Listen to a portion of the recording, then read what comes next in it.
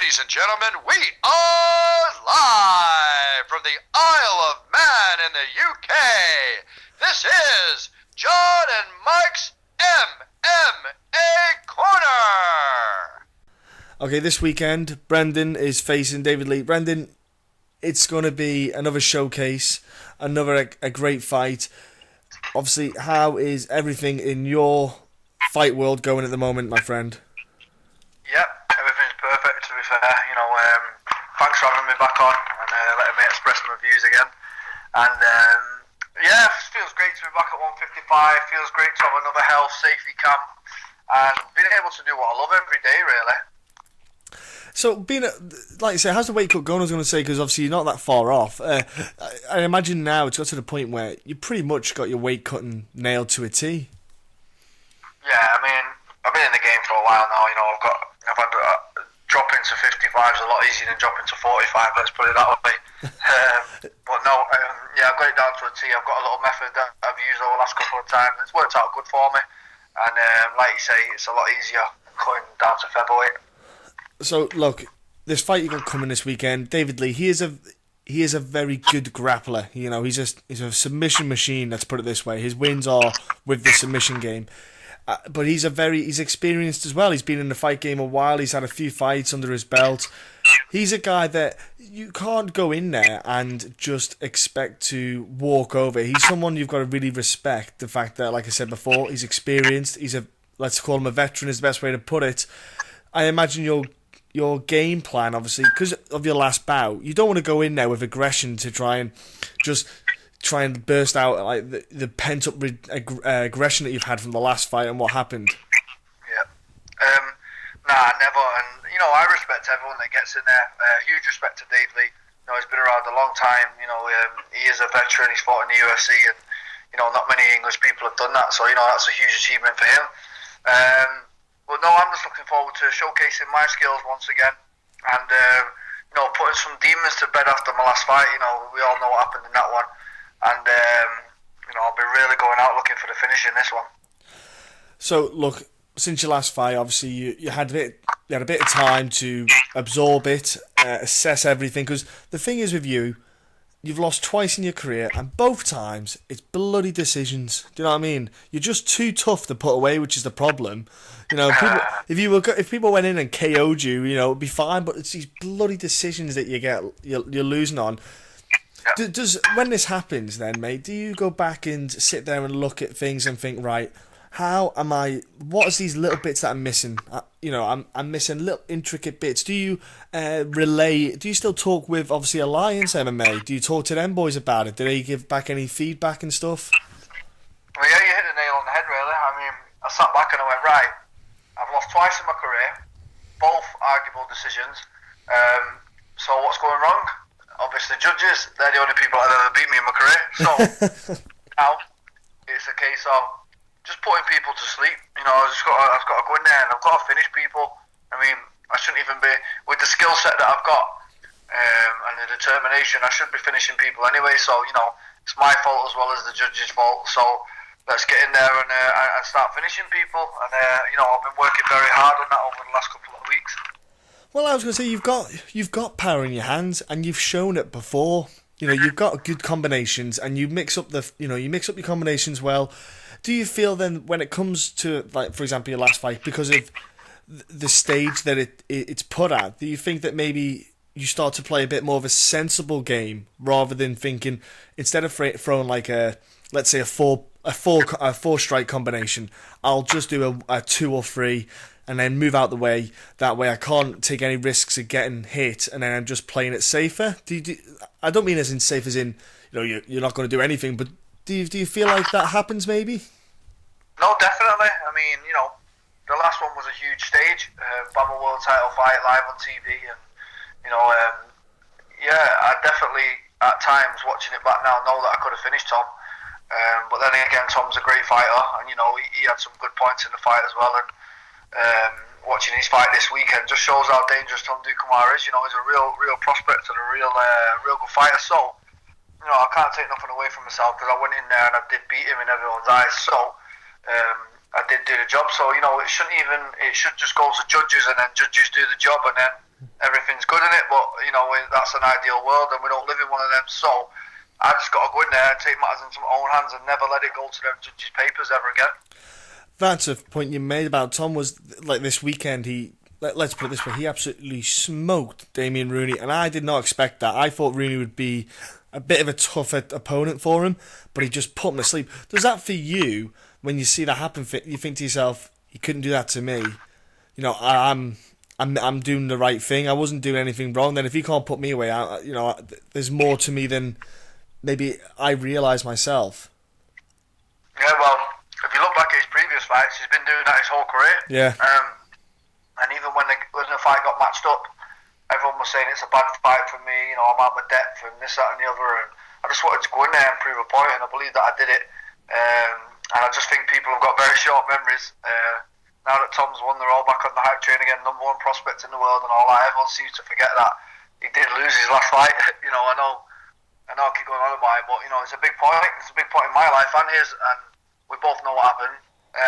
But he's put his demons to bed now. He's got out with a great performance, and that's what I've got to do as well. I was going to say, I think as well this weekend, the card that you're on, you've got Martin Delaney as well and Tim Wilde.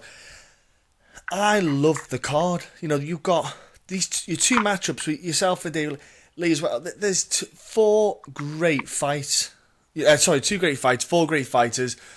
Yep. For UK MMA, I think these two fights are absolutely fantastic, and I think anyone going to the event anyway is going to get an absolute treat. But for UK MMA, do you see the fact that for example, this isn't BAMMA or Cage Warriors when Cage Warriors comes back, or what Cage Warriors used to be?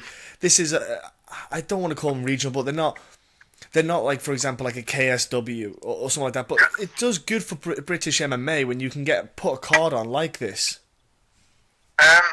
Most definitely. I mean, I love fighting in FCZ. I've had numerous fights on there. I love the way the shows run.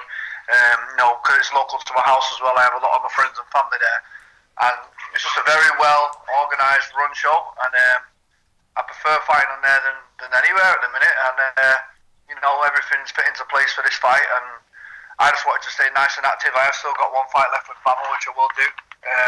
But I'm on a mission this year, and I won't be stopped. And I needed a one-fight release because BAMMA didn't have anything until May. So, yeah, I'll be taking this one and I'll be taking the next one ASAP. Now, like you say there, you're on a mission this year, and with the BAMMA fight, you've got one left on there. Then there's the potential of maybe Cage Warriors kicking off their promotion in April as well, so you don't know what's going to happen in the future with you. What is great about, like you say, Adam, I think, does do a really good show. FCC is a show that I have actually been on myself, and I think is a great run show. He does really good work there, and you're in good hands. And you have a teammate as well that came from there and is on BAMMA as well. So you got Kane, who's fighting up soon. Do you have a good, let's say, a good kind of aura in your team at the moment? Because obviously you've got your fight coming up, he's got his fight coming up shortly. Is it nice in the camp? Is it everything going well, the training? Well, yeah, I've got some other lads on there from my gym as well. So everyone's been training, everyone's been working hard. I've just come back from America as well, Dominic Cruz's camp. So I've not stopped training since that last fight. I've been working really hard and really diligently to work on everything since then. And I feel the writing's on the wall for me this year. And after them two unlucky breaks, I feel like the luck's coming my way, and I've just got to keep winning and just keep turning eyes and just keep putting on exciting performances, and I can't be far away from anything. Well, like you said, the Dominic Cruz camp. When you train with Dominic, obviously his style, it's fair to say that it is very unique to him. The way he performs, his movement, and the way he throws his combinations, etc. Obviously, it's hard to you can't sit there and go, right, I'm going to be Dominic Cruz, because he's got his style, you've got your own style. But do you always sit there and try to replicate small pieces of what he does that are effective? Because clearly, what he did against Dillashaw was fantastic. So do you just sit there and try to maybe take bits off him and try to mould it into your own style? Yeah, of course. I mean, I've spent numerous amounts of time training with Dom. I was his main training partner for that fight. So I've picked up loads, but more than physically, I picked up a lot mentally off him. He's a very clever man. Yeah. And he's very wise above his years, and he understands the game better than anyone I've ever met. So yeah, I think that rather than physically, I really improved my mental game, and I really sat and looked at MMA for what it is, and I feel like I'm completely, like Dom even said to me, he's like, you are so much better than all these guys that you fight. Please just go home and just start finishing people. And that's exactly what I'm going to do. You know, I've took them words, and all my combinations, I've become a lot more aggressive, and I'm just trying to finish people now. That's it. You can tell by this whole podcast what the idea is for David Lee. Well, look, but the thing is, I've watched like some of your footage online, and like you post little videos every now and then and stuff, and I watch your pad work and stuff, and you do have the speed, you do have aggression with the power that you put into the punches, and sometimes it is just a case of transferring it from there to the cage, and maybe that's all it was. It was just a simple transference that sometimes you just don't transfer everything over, and. You know, like you say, your mindset's different with thankfully Dominic's, spoke to you in a certain way, and it's helped you, and maybe now we'll see this transference over where we'll see a destructive Brendan. I mean, yeah, if you look back at my amateur career and my early pros, I was a psychopath. I was finishing people, and I just need to bring that back in. As the years got on, and I got older, and the stakes got higher, I feel like I played it a bit more safe, but I'm just going to go back to the old school. Let's just have it. Let's have a fight. That's what I'm in there for. And there'll be no point scoring on Saturday night. Well, look, I look forward to that card, Brendan. Honestly, it's going to be one that a lot of eyes I think is going to be on, because FCC, they put on good cards. I think the main event and the co-main event are two absolute belting fights for people to keep an eye out for. Sadly, I don't think Adam's sorted out a stream deal yet, which I need to have a word with Adam and tell him to sort himself out with that one. But look, it's annoying really. But well, do you know what? I'll have to sit there. I do know that Harry Williams is going up to watch the card, so I'll be watching his tweets, and I have to follow his tweets, you see, to find out the results and what's going on in the fights. Brendan, look, I want you to have a great fight. I know you've had a great camp. Going up over to Alliance ain't too bad either, and I want all you guys as well from your team to have a great fight as well. Pass the message on to wish them the best. And before I let you shoot off, Brendan, can you tell us what your social media is, buddy? Yep. You can catch me on Facebook, Brendan Loughnane, Twitter, Brendan Loughnane, BrenZ264 on Instagram.